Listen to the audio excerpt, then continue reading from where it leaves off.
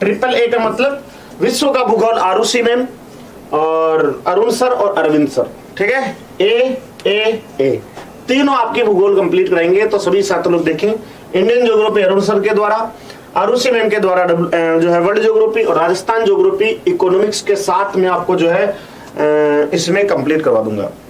मैं मेरी सब्जेक्ट के साथ साथ मैं इन दोनों टीचर्स का भी आपको जो है वादा बता देता हूं। सीक्वेंस है बेसिक टू हार्ड, मतलब कि अज्ञात से ज्ञात और ज्ञात से अज्ञात की तरफ ये आपके सामने अध्ययन करवाया जाएगा। तो आप बिल्कुल आपका जो है नोट्स बना सकते हो, इसमें कोई दो राय नहीं इसमें, ठीक है। देखो भारत का क्षेत्रफल कितना है, तो भारत का क्षेत्रफल आप सभी छात्र लोग जानते होंगे 3 लाख, है ना। 3.28 मिलियन वर्ग किलोमीटर है, जो कि पूरे वर्ल्ड का जो है वर्ल्ड के क्षेत्रफल का 2.42% आपको जो है रहने वाला है, ठीक है। बिल्कुल बिल्कुल बिल्कुल ओके।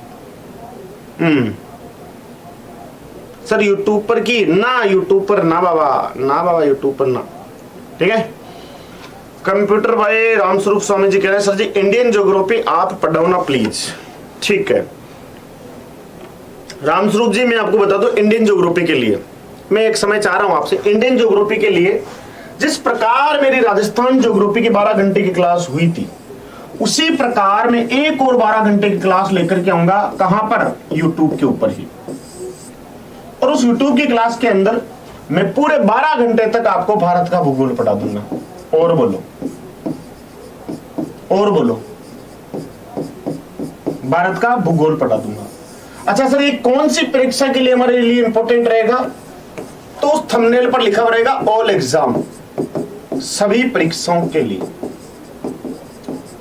सभी परीक्षाओं हेतु, ठीक है। तो अब इसमें मेरी वजह से मतलब भारत का भूगोल मेरे से पढ़ने के लिए आपको एप्लीकेशन पर जाने की जरूरत नहीं है। पूरा का पूरा कंटेंट यूट्यूब के ऊपर मैं आपको 12 घंटे क्लास के अंदर पूरी इंडियन ज्योग्राफी करा दूंगा। जैसे वर्ल्ड ज्योग्राफी कराई थी ना, वैसे टॉपिक वाइज भारत का परिचय रहा, फिर उसके क्वेश्चन, फिर भौतिक प्रदेश रहे, फिर उसके क्वेश्चन, फिर जलवायु कराई भारत की, फिर उसके क्वेश्चन, फिर अपवाह तंत्र कराया, फिर उसके क्वेश्चन। ऐसे टॉपिक वाइज पूरा का पूरा 12 घंटे के अंदर अपना क्लियर हो जाएगा। खेल खेल में मैं याद भी करा दूंगा बस। ओके ये बात ठीक है ना आपकी? चलो अब आ जाओ, अब आप जो है अब मत करना कमेंट, अब पढ़ लो भाई, ठीक है। उत्तर से दक्षिण तक राजस्थान सॉरी भारत की लंबाई कितनी है? तो भारत की लंबाई आपके सामने आती है 32-14 किलोमीटर, और पूर्व से पश्चिम की जो चौड़ाई है वो कितनी आती है? 29-33। मेरा कहने का मतलब है आपको यहां पर यह है, मेरा कहने का मतलब यहां पर यह है कि भारत जो है ये जैसे सपोज करो आपके सामने भारत ऐसे है चतुष्कोणीय चतुर्भुजाकार के रूप में, तो ये भारत की लंबाई ये है और ये भारत की चौड़ाई ये है। तो ये भारत की लंबाई है ना, ये वाली लंबाई, इसको हम कहते हैं 32-14 किलोमीटर। तो 32-14 को याद कैसे करें? कुछ भी नहीं करना, 1 2 3 4 4 तक गिनती लिखनी है। कैसे लिखना है वो मेरी तरह लिखनी, 1 2 3 और 4, ये हमें भारत की लंबाई याद होगी, ठीक है। और भारत की चौड़ाई ये है, तो चौड़ाई कितनी है? 29-33, 2933। तो इसको याद कैसे करें? 3 कितनी बार लिखा आपने? तो बताओ कितनी बार लिखा? 2 बार लिखा, लेकिन 2 बार लिखने से पहले इसको दोनों को गुणा करो। 3 को 3 एकम 3, 3 दूनी 6, 3 त्रिया 9, 3 और 3 कितनी बार लिखा? 2 बार। तो ये 29-33 किलोमीटर इसका याद हो गया। भारत की चौड़ाई 29-33, भारत की लंबाई 32-14 किलोमीटर। बताओ क्लियर है कि नहीं है? बिल्कुल बिल्कुल ठीक है। इनके नोट्स बनाने की जरूरत नहीं है रामस्वरूप जी, इनके नोट्स बनाने की जरूरत नहीं है। ये तो नोट्स बने बनाए हैं, इनकी पीडीएफ में आपको डाल दूंगा टेलीग्राम पर, जैसे ही पूरा पोर्शन कंप्लीट हो जाएगा तब, ठीक है। फिर इसको रीडिंग मार लेना। बेसिक से आपकी ज्योग्राफी स्टार्ट होगी 11 तारीख या 12 तारीख से। 10 तारीख को बैच लॉन्च हो जाएगा, 11 या 12 तारीख से क्लासेस स्टार्ट हो जाएगी। वो कैसे होगी वो 10 तारीख को आपको जो है सर के द्वारा जो है जानकारी दे दी जाएगी। अब भी बिल्कुल फ्री माइंड होकर के पढ़ो सीटी के लिए। जमीनी सीमा की लंबाई कितनी है? जमीनी मतलब स्थलीय सीमा की लंबाई कितनी है भारत की? तो 15,200 किलोमीटर, जिसको कई कई जगह पर 15,106 किलोमीटर बताई जाती है। तो आप अपने अकॉर्डिंग इसको याद रख ले। भारत की तटीय रेखा की लंबाई कितनी है? तो भारत की तटीय रेखा की लंबाई टोटल पूछी जाए तो ये है 7,516 किलोमीटर, लेकिन मुख्य भूमि की अगर पूछी जाए तो मुख्य भूमि की लंबाई कितनी है, मुख्य भूमि की अगर लंबाई पूछी जाए तो आपको ध्यान रखना है 6100 किलोमीटर इसमें आ जाएगी, 6100 किलोमीटर इसमें आ जाएगी। भारत का अक्षांश विस्तार कितना मुख्य भूमि के अंतर्गत, तो 8 डिग्री 4 मिनट उत्तर से 37 डिग्री 6 मिनट उत्तरी अक्षांश। ये लैब असिस्टेंट के एग्जाम में डायरेक्ट सवाल आया हुआ है ये वाला। भारत का अक्षांश विस्तार बताइए, तो 8 डिग्री 4 मिनट उत्तरी अक्षांश से 37 डिग्री 6 मिनट उत्तरी अक्षांश के बीच का भाग ये आपको जो है आ जाता है। ठीक है भाई, शाबाश, बहुत बढ़िया, क्लियर है। 6100 किलोमीटर, बहुत बढ़िया, वेरी गुड। अगला सवाल आता है देशांतर विस्तार की, तो देशांतर विस्तार कितना आता है, तो देखो आप सभी साथ लोग 68 डिग्री 7 मिनट ईस्टर्न लॉन्गिट्यूड से लेकर के, यानी कि पूर्वी देशांतर से लेकर के 97 डिग्री जो है 25 मिनट ईस्टर्न लॉन्गिट्यूड के बीच में हमारा जो है भारत स्थित है। ध्यान रखें, भारत के मुख्य भूमि का दक्षिणतम बिंदु, भारत के मुख्य भूमि का दक्षिणतम बिंदु अगर पूछा जाएगा तो वो आएगा आपके सामने ना, दक्षिणतम बिंदु, तो यहाँ 8 डिग्री लिखा हुआ, 8 डिग्री नहीं आएगा, यहाँ पे 6 डिग्री आएगा, 6 डिग्री 4 मिनट उत्तरी अक्षांश आएगा, जो कि कन्याकुमारी या इसको हम केप कैमोरिन के नाम से भी जानते हैं, तमिलनाडु राज्य में आता है। ओके, क्लियर है यहां तक की बात आपको है? अरे भाई क्लियर है क्या यहां तक की बात आपको? ये स्टैटिक वाला पोर्शन है, इसको आपको जो है पढ़ना ही पड़ेगा, कुछ भी हो जाए, सवाल ऐसे टच हो ही जाते हैं कहीं ना कहीं। अब पूछ रहा आपको यहां से पूछ रहा है कि भारत का अंतिम बिंदु, भारत का अंतिम बिंदु पूछ रहा है, तो देखो दक्षिण की तरफ 6 डिग्री 4 मिनट उत्तर की तरफ है, जो ग्रेट निकोबार, अरे सॉरी रुकना, इसने सही बोला था इधर,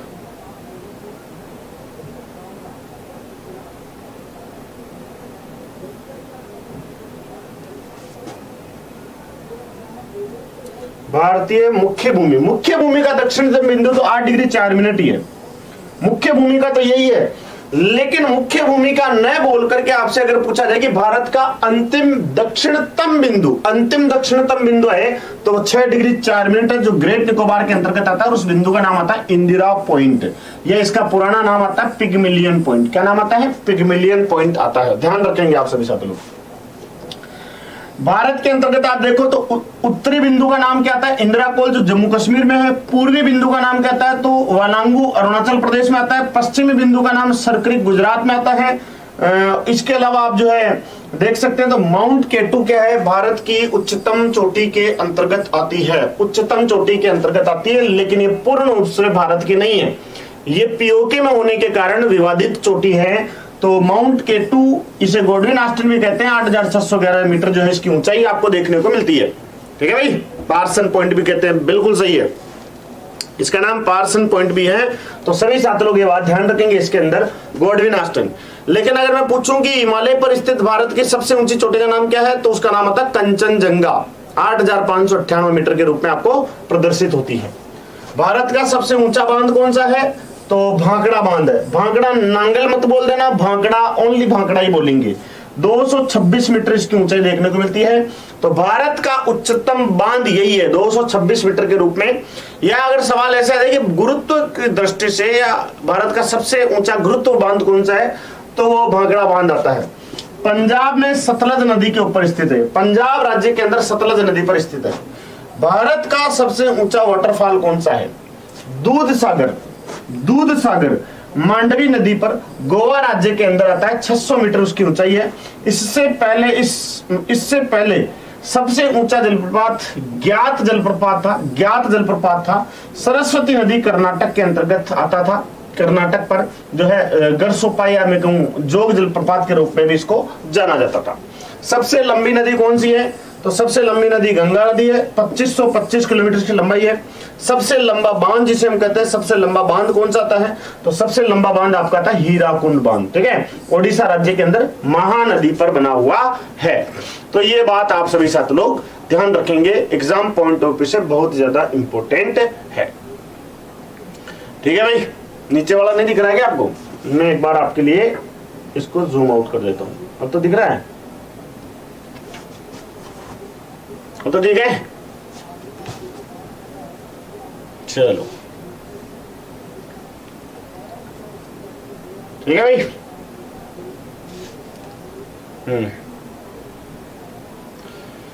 कौन कौन जुड़े हैं अपने साथ में देखे? नेहा बिश्नोई, अनमोल, एस वर्मा, वीर, चित्रा कुमावत, एस, ठीक है, उषा कुमावत। अच्छा, तुम में से कोई ऐसा है क्या जिसकी वीडियो मेंस का एग्जाम है कल? अरे भाई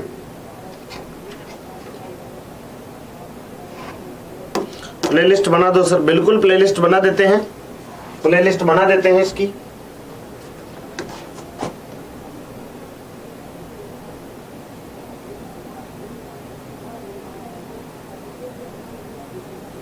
चलो आगे चलते हैं, आगे चलते हैं। सबसे लंबी तटरेखा बनाने वाला राज्य कौन सा है हमारे भारत का? तो गुजरात राज्य है, गुजरात राज्य। और गुजरात राज्य के बाद में आंध्र प्रदेश राज्य जो है ये दूसरे नंबर पर सबसे लंबी तटरेखा बनाता है। ठीक है, ध्यान रखेंगे। सबसे लंबी नहर का नाम क्या है? तो भारत की सबसे लंबी नहर इंदिरा गांधी नहर है, जिसको हम राजस्थान नहर भी कहते हैं। आया हुआ सवाल है, यह भी सवाल आया हुआ है।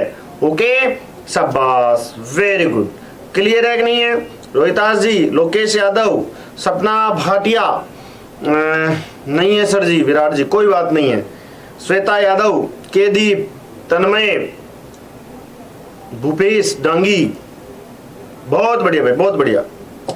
ठीक है, चलो देखो, सबसे लंबा समुद्र तट मरीन तट कहलाता है। मरीन तट आपका जो है तमिलनाडु के चेन्नई में पड़ता है। भारत का सबसे ठंडा स्थान कौन सा है? तो जम्मू कश्मीर में एक जगह आती है द्रास नाम के, मद्रास मत कर देना, द्रास, जिसका जो है टेम्परेचर -45 डिग्री के आसपास रहता है। सबसे गर्म स्थान कौन सा है भारत का? तो राजस्थान के अंदर बीकानेर जिले का है, और ये ब्रियावली नाम की एक जगह आती है राजस्थान के जो है बीकानेर जिले के अंतर्गत सबसे गर्म स्थान। हालांकि अब तो चेंज हो चुका है, अब तो चेंज हो चुका है। जैसलमेर का सम नाम की जगह आती है, वो सबसे गर्म स्थानों के रूप में पहचानी जाती है। तो ध्यान रखेंगे आप सभी छात्रों। सर्वाधिक वर्षा वाला केंद्र कौन सा है? तो मेघालय राज्य का मोसिनराम, जहां पर जो है 1200 जो है 20 सेंटीमीटर वर्षा आपको देखने को मिलती है। भारत का सबसे बड़ा पठार या सबसे लंबा पठार दक्कन का पठार है। सबसे लंबा दरिया द्वीप आपको कहलाता है, जो असम में ब्रह्मपुत्र नदी पर माजुली द्वीप कहलाता है। ठीक है भाई, ध्यान रखेंगे। दरिया मतलब समुद्र या नदी द्वीप, नदीय द्वीप। ठीक है, सबसे लंबा नदीय द्वीप माजुली द्वीप ब्रह्मपुत्र नदी पर है, असम राज्य के अंदर। भारतीय मानक समय रेखा की बात की जाए तो 82.5 डिग्री पूर्वी देशांतर रेखा है। यह इलाहाबाद राज्य के निकट जो है नैनी नामक स्थान से गुजरती है। ठीक है, नैनी नामक स्थान से गुजरती है। 23.5 डिग्री उत्तरी अक्षांश रेखा के बारे में ध्यान रखेंगे। एक ही बात ध्यान रखना है कि यह रेखा भारत के 8 राज्यों से होकर के गुजरती है। उन राज्यों के पूर्व से पश्चिम की ओर जो नाम आते हैं, वो नाम कौन कौन से आते हैं? गुजरात आता है, राजस्थान आता है, मध्य प्रदेश आता है, छत्तीसगढ़ आता है। इसके अलावा आप जो है झारखंड, पश्चिम बंगाल, त्रिपुरा और मिजोरम, ये 8 राज्य इस प्रकार से आपको यहां पर दिखाई देते हैं। ओके, क्लियर है यहां तक की बातें आप सभी साथियों को? इसके अलावा आप सभी साथियों लोग देखें तो कर्क रेखा को 2 बार काटने वाली नदी का नाम क्या आता है? तो माही नदी। अगर सवाल यूं आ जाए घूम करके कि माही नदी के अलावा कर्क रेखा को 2 बार काटने वाली नदी का नाम क्या है, तो वहां पर आपकी फूंक निकल जाती है। क्यों निकल जाती है? क्योंकि कभी पढ़ा ही नहीं, हमने तो केवल माही नदी पढ़ा है। तो फूंक नहीं निकलनी चाहिए, इसके लिए आपको बता दूं मैं, इसका एक मूल मंत्र है कि माही नदी के अलावा आपको स्वर्ण रेखा नदी भी याद रखनी है। ठीक है, तो माही प्लस स्वर्ण रेखा दोनों की दोनों ऐसी नदियां हैं जो कि कर्क रेखा को 2 बार काटने का काम करती है। सर जी, माही नदी तो पता है कि राजस्थान से भी निकलती है, गुजरात से इस नदी का उद्गम होता है, गुजरात से इस नदी का उद्गम होता है। और ये नदी जो है मध्य प्रदेश के अंदर मेहन झील से उद्गम होता है, राजस्थान में बहती है, और गुजरात के अंदर इस नदी का विलीनीकरण हो जाता है। लेकिन स्वर्ण रेखा नदी का उद्गम कहां से होता है? तो छोटा नागपुर पठार, रांची से इस नदी का उद्गम होता है, और बंगाली की खाड़ी में गिरने वाली नदियों में से एक नदी आ जाती है। क्लियर है? चलो फिर आगे बढ़ते हैं। भारत की भौगोलिक सीमाएं, भौगोलिक सीमाएं, ठीक है, ध्यान रखें। इसके बारे में भी आपको पता रखना है कि भारत की भौगोलिक सीमाओं के अंतर्गत आप देखो, पाकिस्तान के साथ में भारत के कितने राज्य सीमा बनाते हैं? पाकिस्तान के साथ में भारत के कितने राज्य सीमा बनाते हैं? बताओ। शाबाश, लिम्पोपो मकरेका को शाबाश। शंकर जी नमस्कार, जी नमस्कार, आपको भी नमस्कार। ठीक है भाई, तो देखो आप सभी साथ लोग, जम्मू कश्मीर, पंजाब, राजस्थान और गुजरात, ये आपके सामने सीमा बनाते हैं। लेकिन इसके अलावा मैं यहां पर आपके लिए लिख देता हूं लद्दाख। लद्दाख, तो देखो लद्दाख हो गया, जम्मू कश्मीर हो गया, ये दो तो राज्य नहीं है, ये तो केंद्र शासित प्रदेश है, यूनियन टेरिटरी है। और राज्य कितने हैं? ये 3 हैं। तो मतलब मैं यूं कह सकता हूं कि पाकिस्तान के साथ कितने भारतीय राज्य बॉर्डर बनाते हैं? तो 3 भारतीय राज्य। और कितने केंद्र शासित प्रदेश बनाते हैं? तो आप सभी साथी लोग देख सकते हैं 2, लद्दाख और जम्मू कश्मीर। तो इसका मतलब कि 5 टोटल जो है, टोटल 5 प्रदेश ऐसे हैं, 5 प्रांत ऐसे हैं, 5 राज्य ऐसे हैं जो पाकिस्तान के साथ बॉर्डर बनाते हैं। इनमें से सबसे ज्यादा बॉर्डर कौन बनाता है? तो हमारा राजस्थान ही बॉर्डर बनाता है। अफगानिस्तान के साथ में बॉर्डर बनाने वाला जो है स्टेट कौन सा है? तो जम्मू कश्मीर, ध्यान रखें। लेकिन जम्मू कश्मीर के स्थान पर अब लद्दाख आ जाएगा, जम्मू कश्मीर नहीं बनाता है, जम्मू कश्मीर नहीं बनाता है। अफगानिस्तान के साथ में बॉर्डर लद्दाख बनाता है, जम्मू कश्मीर नहीं बनाता है। क्योंकि आपको पता है, इसका नक्शा मैं आपको बता दूं, इसका नक्शा मैं आपको बता दूं, इस प्रकार से इसका नक्शा आपको देखने को मिलेगा।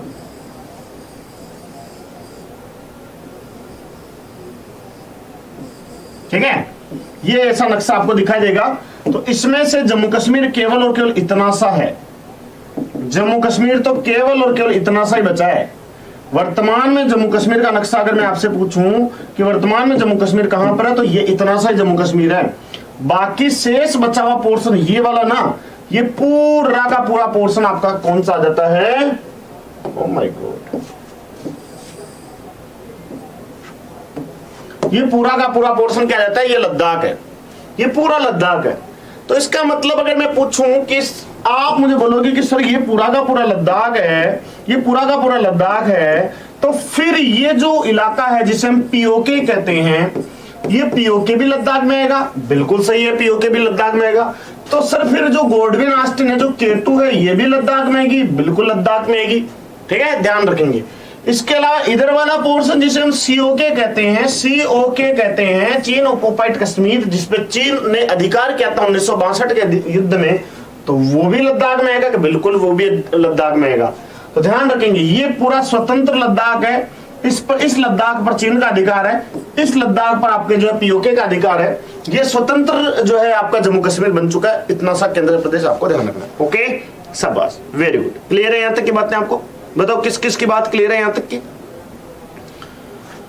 राजस्थान में भीलवाड़ा और बांसवाड़ा से कर्क रेखा गुजरती है। रोहितास जी, चक्कर में मत रह जाना, कर्क रेखा भीलवाड़ा से नहीं गुजरती है, डूंगरपुर और बांसवाड़ा से गुजरती है। ठीक है, क्लियर है यहां तक की बातें? हेलो सर, नमस्कार, नमस्कार सभी को, नमस्कार।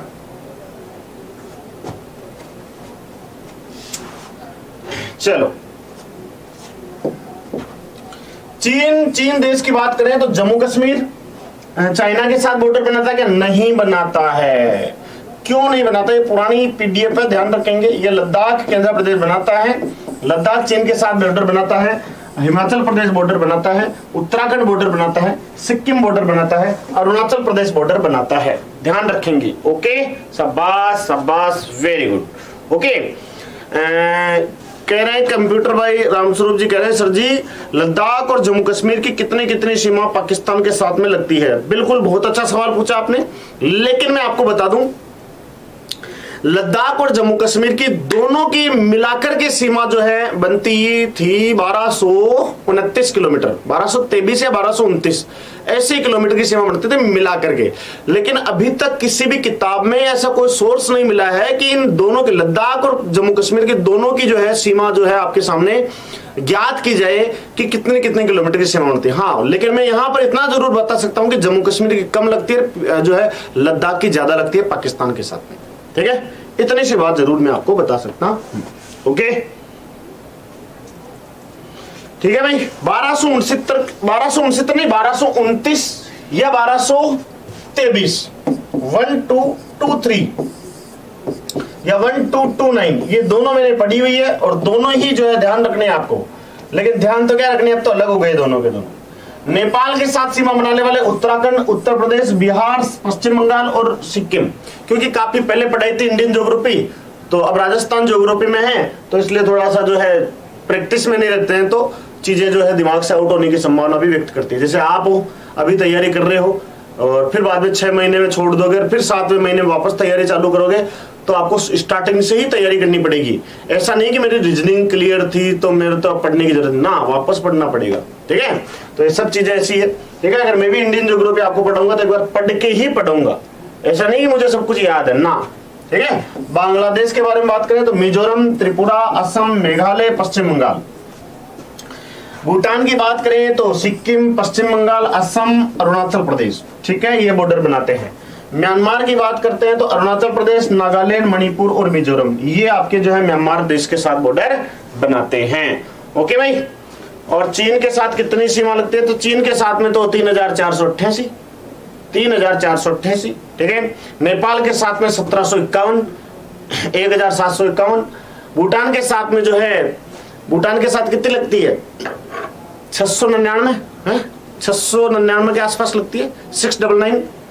म्यांमार की लगती है 1643 किलोमीटर, और पाकिस्तान की लगती है आपके सामने 3323 किलोमीटर। पहले 3310 थी, अब 3323 हो गई है। और कौन सा बचा, हाँ, बांग्लादेश की 4096 जो है वर्ग किलोमीटर, बिल्कुल सही है। भूटान की 106 किलोमीटर। ठीक है, ओके।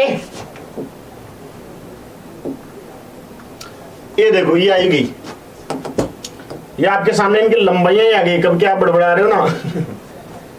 बांग्लादेश के साथ में 4096 किलोमीटर की सीमा बनती है। प्रतिशत अगर पूछा जाए कि कुल सीमा का कितना परसेंट है तो 26.95%। चाइना की जो है इसमें 3917 दे रखा है, जो कि गलत है। 3488 याद रखें, जो कि आपके लिए जो है 25.55 यानी कि लगभग 26% हिस्सा ये भी रखती है। इधर पाकिस्तान 3310, ये पुराना डेटा है, 3323 किलोमीटर बॉर्डर बनाती है, 21 पॉइंट समथिंग किलोमीटर मतलब प्रतिशत के रूप में। 1751 किलोमीटर, 1752 लिखा, 1751 है। ठीक है, 11.53। म्यांमार 1643 किलोमीटर की बॉर्डर बनती है, 9.89।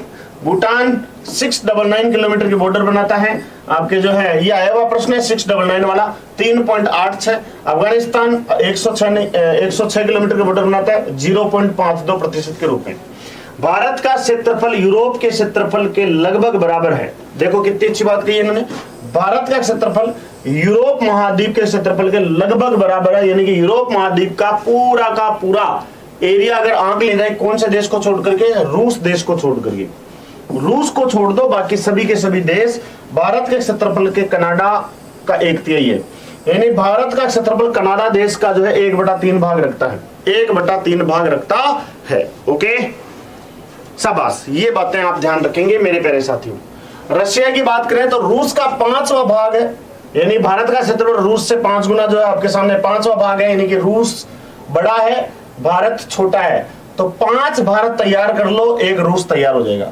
जापान का 8 गुना है, जापान देश का 8 गुना है हमारा भारत। यूके का जो है 12 गुना अपना जो है इंडिया आ जाता है।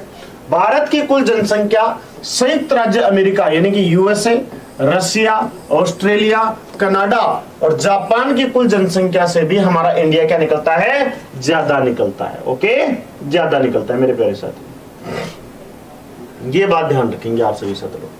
अब आओ थोड़ा सा वर्गीकरण हम पढ़ लेते हैं, भारत का भौगोलिक वर्गीकरण।